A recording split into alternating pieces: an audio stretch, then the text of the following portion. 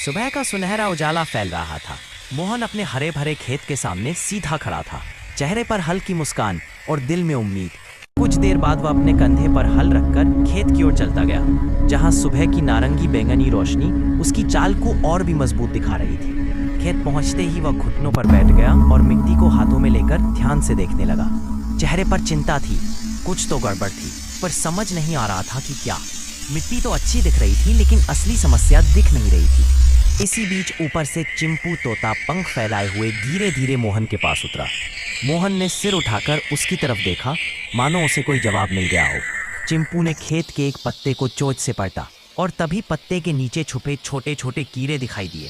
मोहन की उंगली उनकी तरफ इशारा करती है। समस्या अब साफ हो गई थी। मोहन ने तुरंत दूर खड़े भोला बैल को आवाज दी।